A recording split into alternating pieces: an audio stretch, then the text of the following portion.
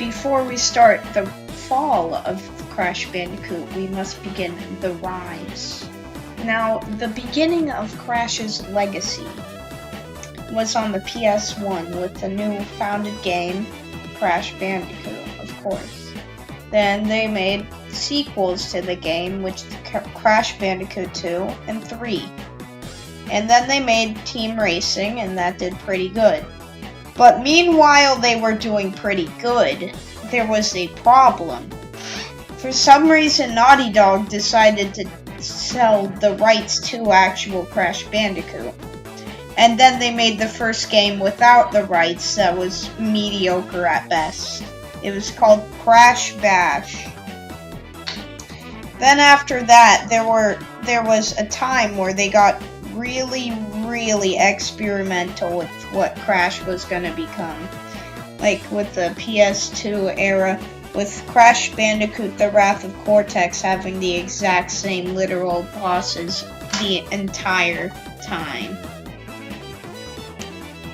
So since they sold the rights, they decided to test some things out, like new games, new ideas. They made sequels to the karting games, but they weren't as good as the original ones. So then they thought to themselves, well, what if we made other games as well on different consoles? So they started porting them to the GameCube, the GBA, and a lot of things. Some of them were actually very good, like the GBA games, some of them. I mean, the Spyro crossover wasn't that good, and even Spyro kind of died.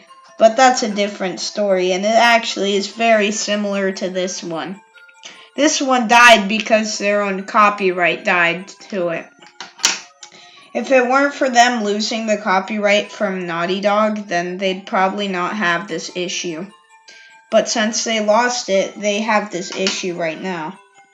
Now, another thing I have to point out is that the gameplay was kind of flawed with the bosses, and them only having enough time to make as much sequels as possible. I mean, if you look at the entire franchise and how many games there are, you can see why they tried to push out every single title like they're EA. I'm not saying that's bad, because I actually enjoy some of EA's games, except unless it's Need for Speed Underground. Need for Speed Most Wanted is pretty good, so it's not extremely bad, and I'm okay with it. But when they're all mediocre, there's kind of an issue there. So I regard the PS2 era as the experimental phase in the actual lifestyle of Crash Bandicoot. That was the fall of Crash. But then, as things seemed to go darker, as Activision had bought it and they were making him into freaking Skylanders, and no one liked that, then, all of a sudden, Sony released that they were going to make a remake of the actual 3 games. And at that moment, everyone got excited. I know it's not a new launch title, but it's really good and it fixed what the old games did not do as well. Like the non-save feature in the first game, and the difficulty was definitely lessened because of that. But hey, it was a really fun game and I enjoyed playing it now that they changed a lot of things. And it just proves that even after you've killed a franchise, it can always go back to what it was. So, as Crash just lives on to be like this icon, and I hope you enjoyed.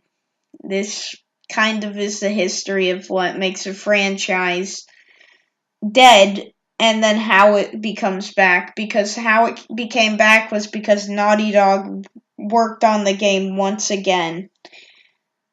They took a while to. I mean, they had made other classics in the meantime, like Jak and Daxter on the PS2 and the Uncharted series on the PS3.